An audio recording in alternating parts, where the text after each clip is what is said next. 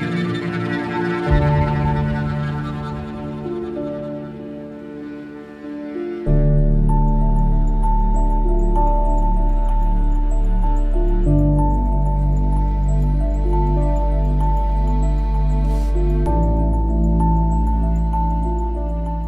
the battle itself was actually joined on 22nd of April, what happened is the Chinese waded across the Imjin and they launched their attack. And the British troops were immediately put onto the defensive. They immediately began to be cut off from each other, isolated. You know, there's large-scale artillery coming in. There's waves and waves of Chinese assaults coming in as well. And what the British soon find themselves plunged into is the bloodiest engagement the armies fought since the Second World War. And for 3 days, the British 29th Independent Infantry Brigade thwarted the Chinese spring offensive. This was the absolute crucial point of this attack. The Chinese were getting so close to overrunning the British positions that the British were calling down artillery on their own positions to try and clear them and defend them.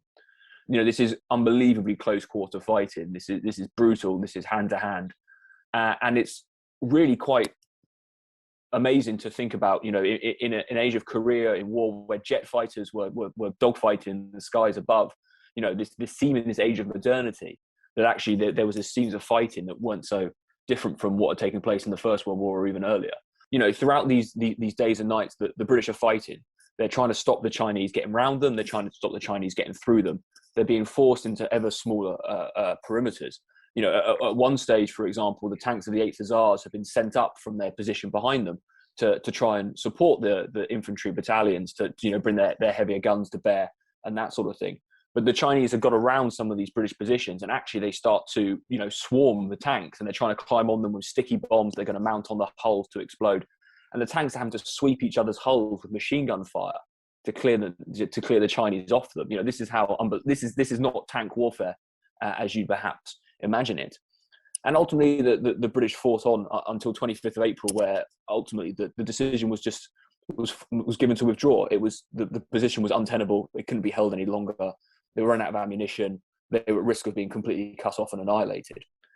And so ultimately, the battle comes to an end on the 25th of April. And the brigade had lost a quarter of its strength. You know, they'd suffered more than 1,000 casualties. The Gloucesters had suffered 622 casualties, which effectively rendered them combat ineffective as a battalion.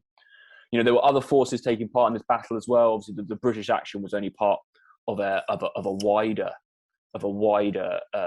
campaign, and the US had lost thousands as well. The South Koreans, who were also fighting and shouldn't be neglected in this, had lost up to 8,000.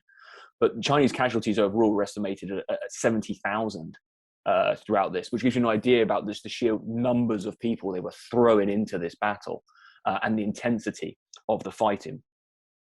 So significantly, whilst ultimately the British were forced to retreat and they'd taken quite heavy casualties, the 29th Brigade stand provided crucial time for the UN forces to regroup, to ultimately block that Chinese advance on Seoul. In the Imjin fight in itself also marked the end of the mobile phase of the war.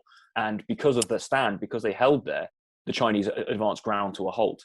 And because the resultant stalemate and then a resulting intensified air attack on North Korea and a naval blockade, ultimately it proved that the Chinese and North Koreans didn't have the capacity to defeat the UN in battle, and they didn't have the capacity to win the war. As such, this brought both sides to the negotiating table. And had it not been for this intensity of action, this fighting, the Chinese would have swept right through, captured Seoul, and could have won the war.